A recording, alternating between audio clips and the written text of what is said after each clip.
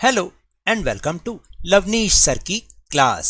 This is Directorate of Education GNCT of Delhi's worksheet number 24, and it is only for class 10 students. It has taken from the subject Social Science Economics, and we will learn and understand the chapter number 2, Sectors of Indian Economy in this worksheet. So students, आज की इस worksheet में हम new chapter economics का chapter number 2 sectors of Indian economy के बारे में discussion करेंगे.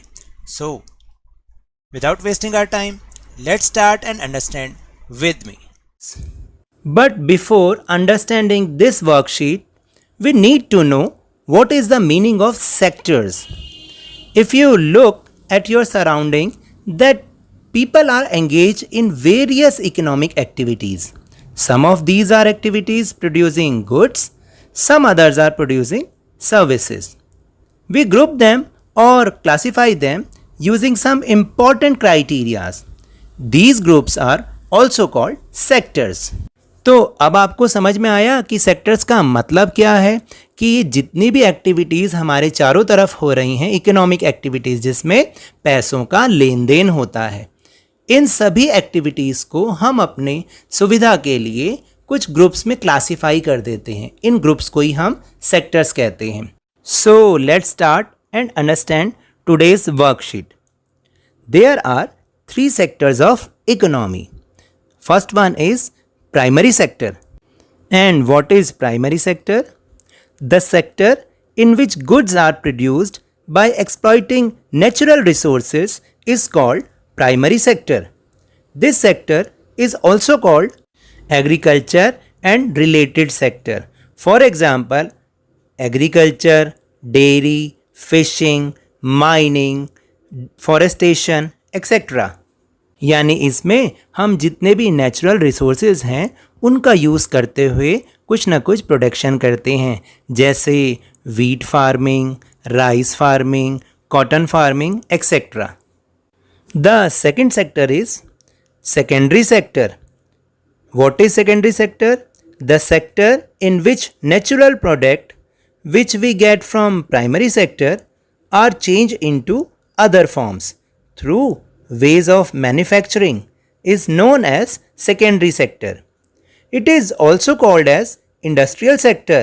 For example, factories, construction, etc. यानी जब हम नेचुरल प्रोडक्ट को मैन्युफैक्चरिंग के थ्रू किसी अदर फॉर्म में चेंज कर देते हैं, उसमें कुछ एड ऑन करके एक नई फिनिश्ड गुड तैयार कर देते हैं, तो इन सारे जितने भी एक्टिविटीज़ को हम सेकेंडरी सेक्टर के अंदर काउंट करते हैं. जैसे cotton cloth made from cotton, from jaggery to sugar, etcetera. Third sector is called tertiary sector. The sector that helps in the development of primary and secondary sectors is called tertiary sector. This is also called service sector. For example, banking, transport, insurance, packaging, etc. This sector is not producing any good or manufacturing any good.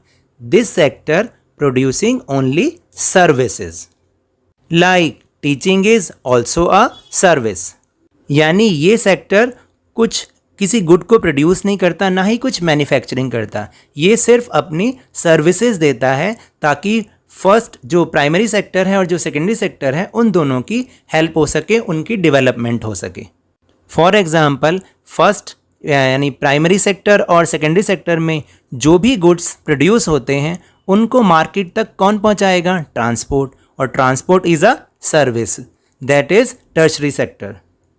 Now let's understand some new words that is related to economy. First is GDP, that is gross domestic product. What is GDP? The value of final goods and services produced in each sector during a particular year provides the total production of the sector for that year, and the sum of production in the 3 sectors gives what is called the GDP. यानी कि हर sector में produce की गई final product या service उन सब के जो वैल्यू होती है उन सब के सम को यानी टोटल को हम जीडीपी कहते हैं। जैसे अगर हम गेहूं की क्रॉपिंग कर रहे हैं, वीट क्रॉपिंग कर रहे हैं, तो उसके अंदर जो यूज़ हो रहे हैं इनपुट वो फाइनल प्रोडक्ट नहीं है, wheat is the final product. जैसे अगर हम सेकेंडरी सेक्टर में एक बिस्कुट बनाने वाली फैक्ट्री का एग्जांपल लें तो biscuit is the final product, उसके अंदर जो इनपुट यूज़ हुए हैं वो फाइनल प्रोडक्ट नहीं है। तो जितने भी तीनों सेक्टर्स हैं उनके फाइनल प्रोडक्ट और सर्विसेज, इनकी जो वैल्यू होती है, तीनों की टोटल वैल्यू का जो सम होता है वो कहलाता है GDP. Second word is problem of double counting. The problem of double counting arises when the production value of all the products is added to calculate in the national income as raw material value is also added to it. Hence, only the value of the final product should be calculated for the solution. तो अभी हमने ऊपर यही बात की थी कि हमेशा फाइनल प्रोडक्ट की ही वैल्यू, जो भी उसका प्राइस है उसको ही काउंट किया जाता है।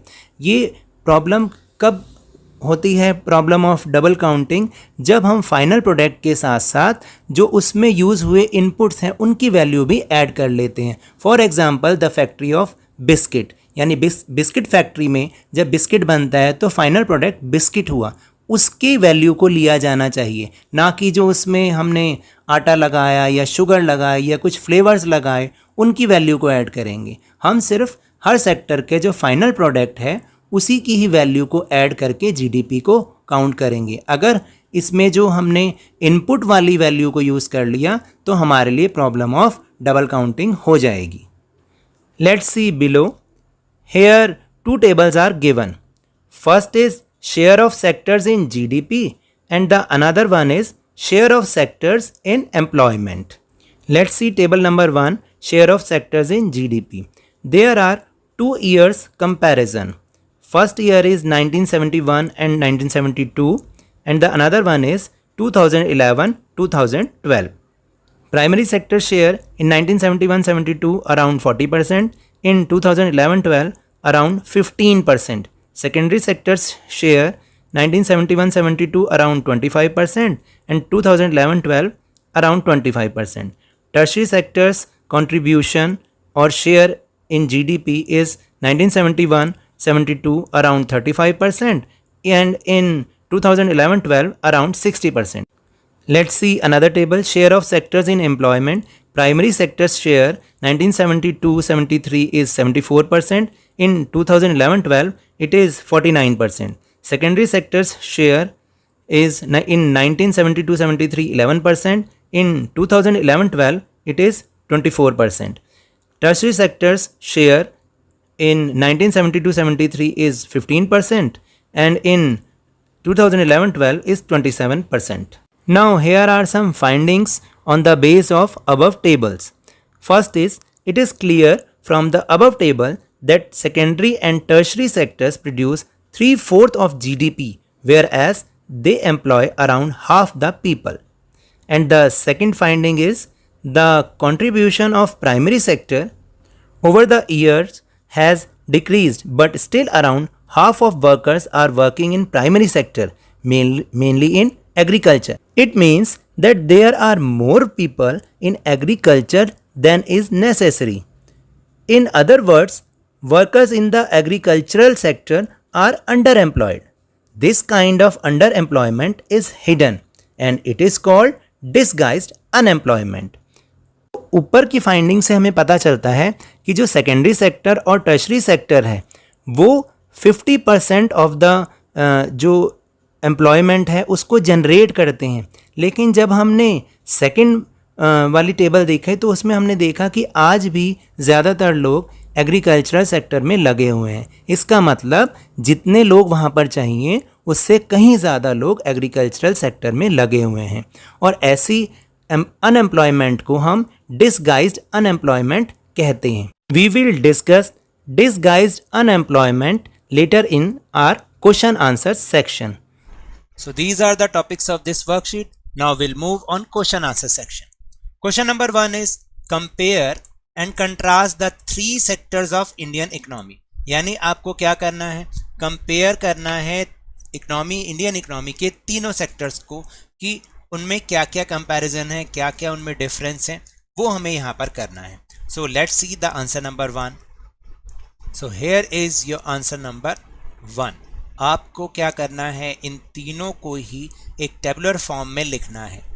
एक टेबल बनानी है जिसमें 3 कॉलम्स बनेंगे और उसमें आप इसको लिखेंगे. ठीक है, ऐसे लाइंस डाल के इन तीनों को आप लिखेंगे. The sector in which goods are produced by exploiting natural resources is called primary sector. This sector is also called agriculture and related sector. For example, agriculture, dairy, fishing, etc. फिर आपने ये लिखना है secondary. This sector in which natural product which we get from the primary sector are changed into other forms through ways of manufacturing is known as secondary sector. It is also called industrial sector, for example factories, construction, etc. And the tertiary sector, the sector that helps in the development of the primary and secondary sectors is called tertiary sector. This is also called service sector, for example banking, transport, etc. So this is your answer number 1. Now question number 2, what is GDP? Explain. यानी GDP क्या है उसे आपको explain करना है. तो here is the answer number 2. This is your answer number 2. GDP, Gross Domestic Product. आपको यहाँ से लिखना है the value of final goods and services produced in each sector during a particular year provides the total production of the sector for that year and sum of production in 3 sectors gives what is called the GDP. यहाँ तक आपको इसका लिखना है. This is your answer number 2. Now answer number 3, explain disguised unemployment. यानी disguised unemployment यानी छिपी बेरोजगारी किसे कहते हैं. So let's see the answer number 3. This is the answer number 3. Disguised unemployment. In the case of disguised unemployment, people appear to be employed but actually they are unemployed. यानी disguised unemployment के case में आपको जो लोग हैं वो काम करते हुए दिखाई देते हैं लेकिन एक्चुअली में वो अनएम्प्लॉयड होते हैं यानी बेरोजगार होते हैं. In this situation more people are engaged in a work than required. यानी ऐसी सिचुएशन में जब ज़रूरत से ज़्यादा लोग काम में लगे हुए होते हैं तो उसको हम डिस्गाइज अनएम्प्लॉयमेंट कहते हैं. That is they are made to work less than their potential. यानी वो अपनी क्षमता से कम काम कर रहे होते हैं. फॉर एग्जांपल कि अगर आपको 5 पीपल का रिक्वायरमेंट है लेकिन वहाँ पर 8 पीपल आर वर्किंग देयर, तो जो 3 पीपल एक्स्ट्रा हैं वो क्या कर रहे हैं, वो डिस्गाइज अनएम्प्लॉयमेंट का एग्जाम्पल है क्योंकि वो अपनी पोटेंशियल से वर्क कम कर रहे हैं. So this is called disguise unemployment. So now that's all for this worksheet. अगर मेरे इस तरह समझाने से अब आपको समझ में आने लगा है तो इस चैनल और वीडियो को लाइक दीजिए. देखिए आप देख रहे हैं तो लाइक का बटन भी ज़रूर दबाएं, शेयर कीजिए, सब्सक्राइब कीजिए और टेलीग्राम ऐप पर हमारे चैनल लवनीश सर की क्लास को ज्वाइन करना ना भूलें जिसका लिंक आपको डिस्क्रिप्शन बॉक्स में मिला है. एंड जो कि आपका अपना चैनल है लवनीश सर की क्लास, उसके सब्सक्राइबर्स को 50K यानी 50,000 तक जल्दी से जल्दी पहुंचाएं. But remember, whenever you will go outside, please wear your mask, wash your hands with soap and water regularly. और जब भी आपकी टर्न आए कोरोना की वैक्सीनेशन ज़रूर कराएं क्योंकि कोरोना को हराना है और ज़िंदगी को एक बार फिर से सुहाना बनाना है. इसी उम्मीद के साथ थैंक यू वेरी मच.